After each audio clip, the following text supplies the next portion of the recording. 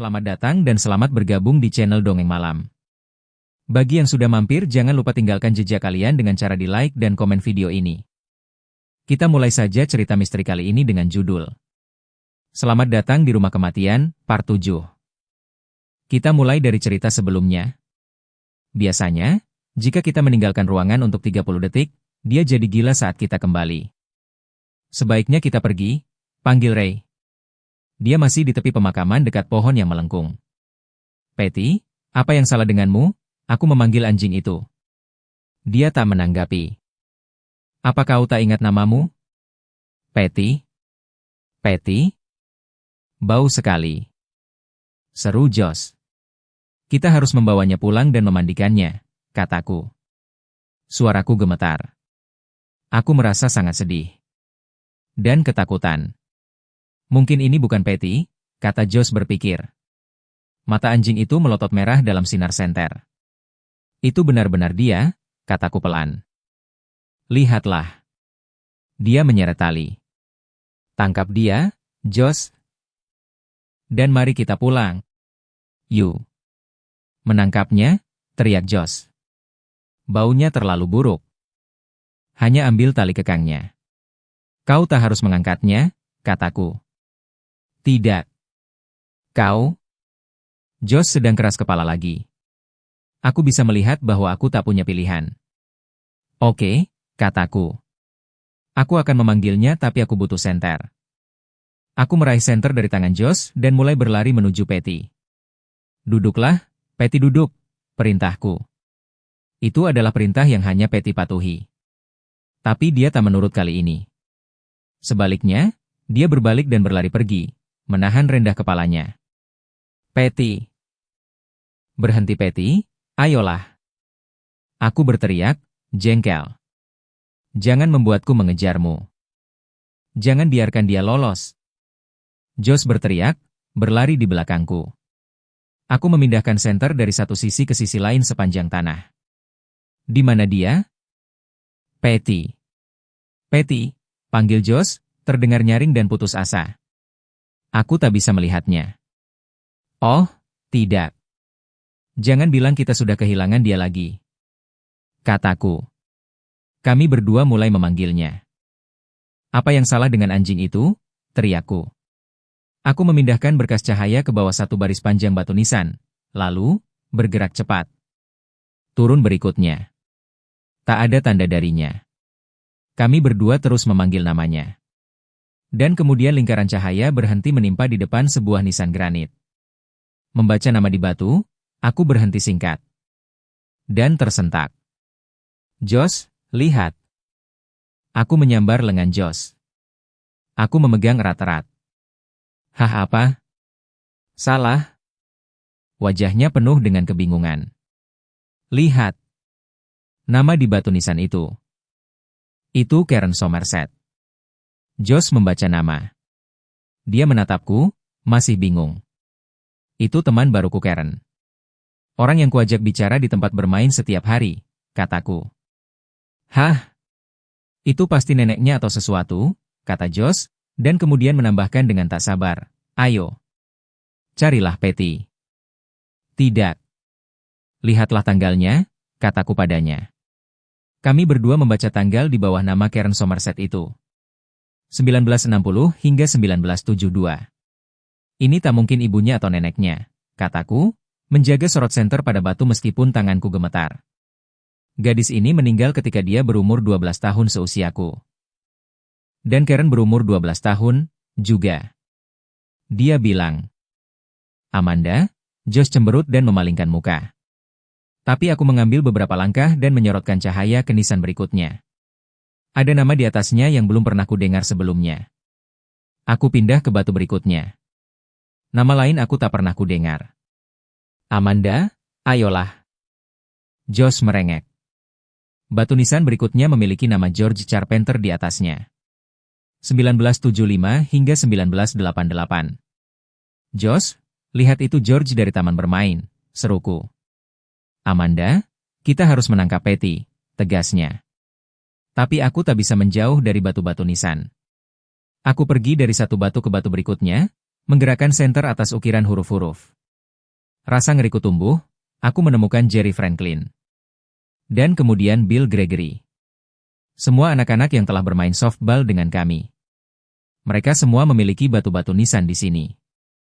Hatiku berdebar, aku pindah ke barisan yang melengkung, sepatuku tenggelam ke dalam rumput yang empuk. Aku merasa kaku, mati rasa ketakutan. Aku berjuang untuk memegang senter agar stabil saat aku menyorot ke batu terakhir pada baris. Ray Thurston. 1977 hingga 1988. Hah? Aku bisa mendengar Josh memanggilku, tapi aku tak tahu apa yang ia katakan. Seluruh dunia tampaknya runtuh. Aku membaca tulisan terukir dalam itu lagi. Ray Thurston. 1977 hingga 1988. Aku berdiri di sana, menatap huruf dan angka. Aku menatapnya sampai itu tidak masuk akal lagi, sampai jadi kabur abu-abu. Tiba-tiba, kusadari bahwa Ray telah bergerak pelan di samping batu nisan dan menatapku. Ray, aku berhasil berkata, cahaya bergerak atas nama pada batu. Ray, yang satu ini. Kau? Matanya menyala seperti bara yang hampir mati. Ya, ini aku, katanya pelan, bergerak ke arahku. Maafkan aku, Amanda. Aku mundur selangkah, sepatuku tenggelam ke dalam tanah lunak. Udara terasa berat dan tetap. Tak ada yang bersuara. Tak ada yang pindah. Mati. Aku dikelilingi oleh kematian, pikirku. Kemudian, membeku di tempat, tak bisa bernapas, kegelapan berputar-putar di sekitarku, batu-batu nisan berputar dalam bayang-bayang hitam mereka sendiri. Aku berpikir, apa yang akan dilakukannya padaku? Ray, aku berhasil memanggil. Suaraku terdengar samar dan jauh. Ray, apakah kau benar-benar sudah mati? Maafkan aku. Kau tak seharusnya tahu, belum saatnya, katanya, suaranya rendah dan berat mengambang di udara malam menyesakkan.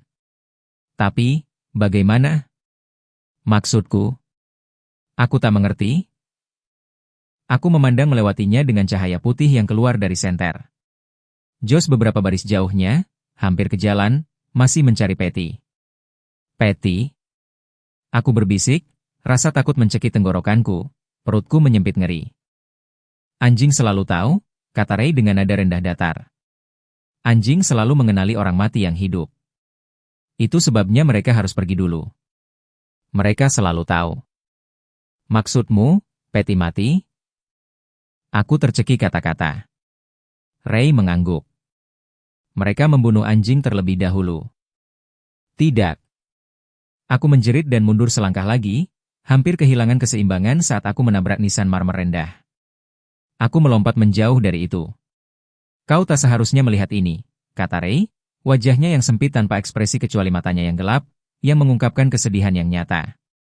Kau tak seharusnya tahu tidak untuk beberapa minggu lagi, bagaimanapun juga. Aku adalah pengawas.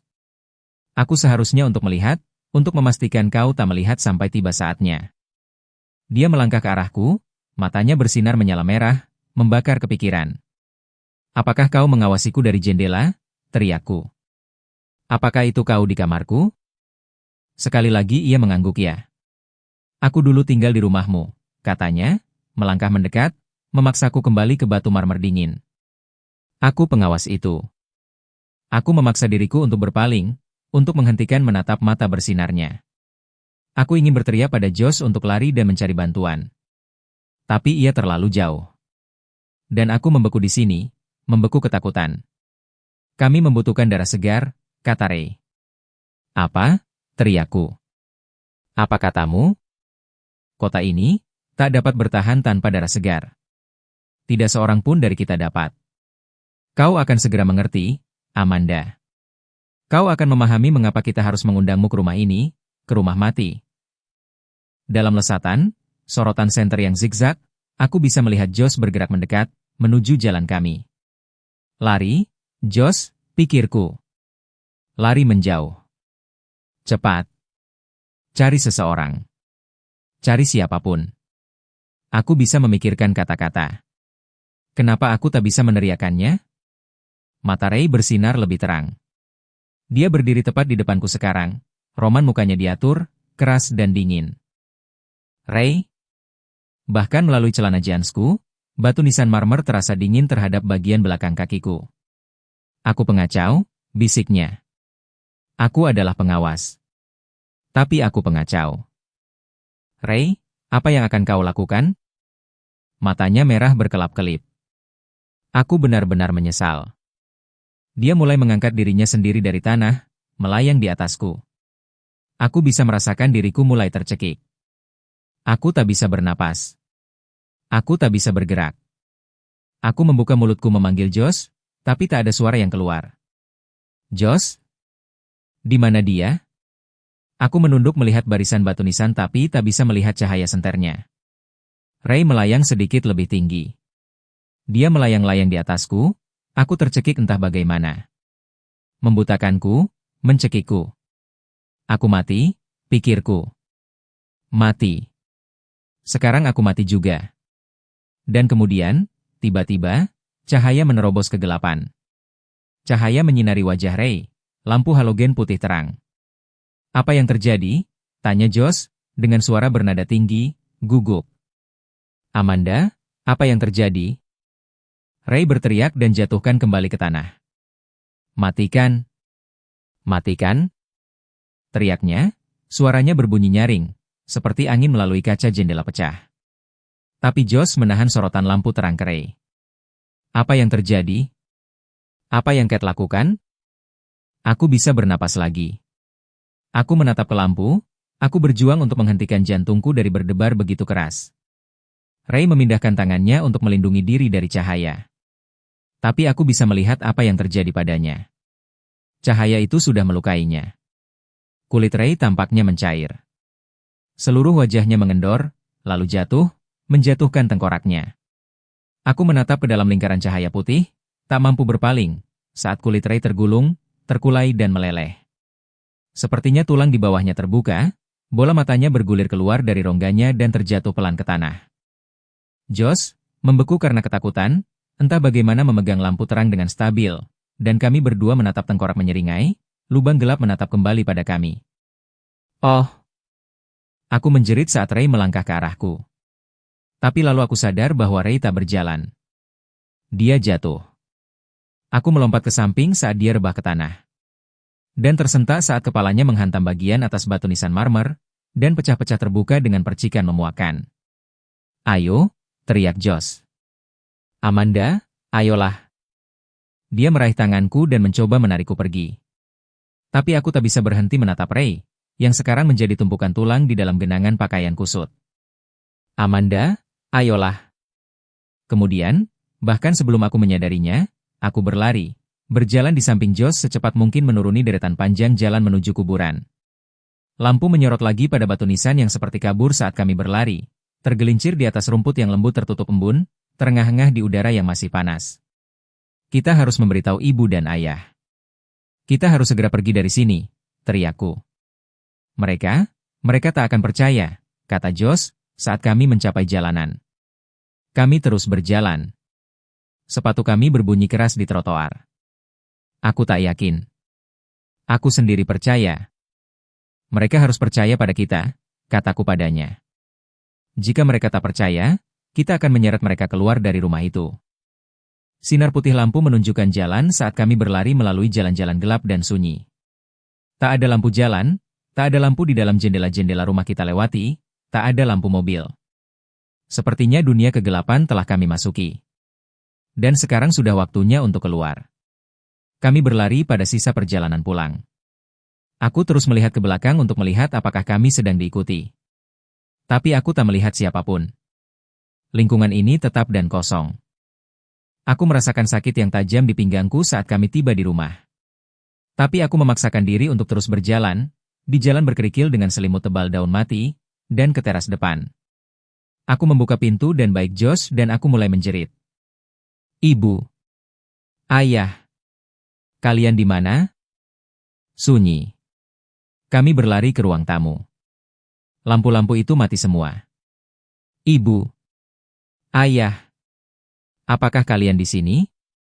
Kuharap berada di sini, pikirku, jantung berlomba, rasa sakit di punggungku masih tajam. Kuharap ada di sini. Kami mencari rumah. Mereka tak ada di rumah. Pesta seadanya, Josh tiba-tiba teringat. Apakah mereka masih di pesta itu? Kami berdiri di ruang tamu, kami berdua terengah-engah. Rasa sakit di pinggangku telah berkurang sedikit. Aku sudah menyalakan semua lampu, tapi ruangan masih terasa suram dan mengancam. Aku melirik jam di atas perapian. Hampir jam 2 pagi. Mereka seharus pulang sekarang, kataku, suaraku gemetar dan lemah. Kemana mereka pergi? Apakah mereka meninggalkan nomor telepon? Josh sudah dalam perjalanan ke dapur. Aku mengikutinya, menyalakan lampu saat kami pergi. Kami pergi kanan ke kertas catatan di meja tempat ibu dan ayah selalu meninggalkan kita catatan. Tak ada. Kertas itu kosong. Kita harus menemukan mereka. Teriak Josh. Dia terdengar sangat ketakutan. Mata lebarnya mencerminkan rasa takutnya. Kita harus pergi dari sini. Bagaimana jika telah terjadi sesuatu pada mereka? Itulah yang akan kukatakan. Tapi aku menahan diri tepat pada waktunya. Aku tak ingin membuat Josh lebih ketakutan. Selain itu, dia mungkin akan memikirkan itu juga. Haruskah kita menelepon polisi? Tanyanya, saat kami berjalan kembali ke ruang tamu dan mengintip keluar jendela depan ke dalam kegelapan. Aku tak tahu, kataku, menekan keningku yang panas ke kaca yang dingin. Aku tak tahu harus berbuat apa. Aku ingin mereka pulang. Aku ingin mereka di sini sehingga kita semua bisa pergi. Kenapa buru-buru? Suara seorang gadis berkata dari belakangku. Josh dan aku sama-sama berteriak dan berputar. Karen Somerset berdiri di tengah ruangan, tangan bersedekap di depan dada. Tapi, kau sudah mati, kataku tanpa berpikir. Dia tersenyum, senyum sedih, senyum pahit. Dan kemudian dua anak lagi melangkah dalam dari koridor.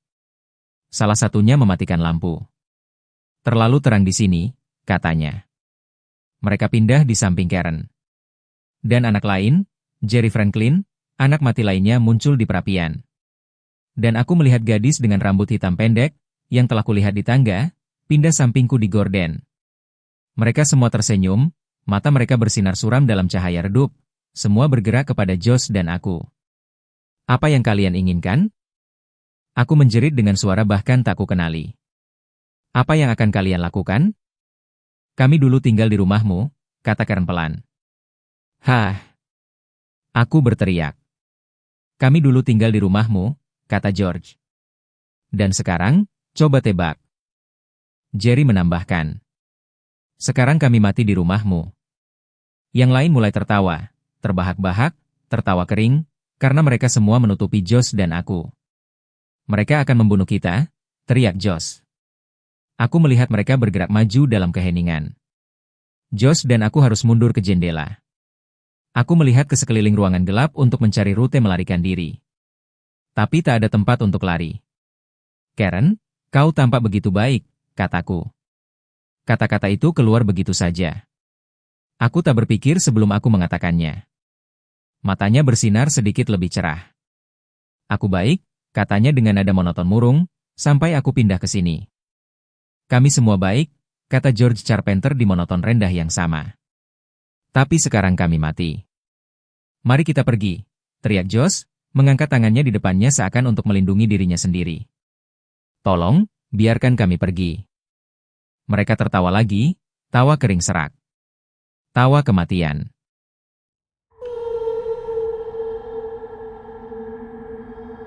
Untuk video kali ini sampai di sini dulu. Dan, terima kasih untuk yang sudah mengikuti cerita sampai akhir. Akan kita lanjutkan cerita novel Goosebumps, dengan judul, Selamat Datang di Rumah Kematian, Part 8, di video berikutnya. Dan jika kalian suka dengan cerita-cerita seperti ini, silahkan di-share video ini agar channel ini bisa lebih berkembang lagi.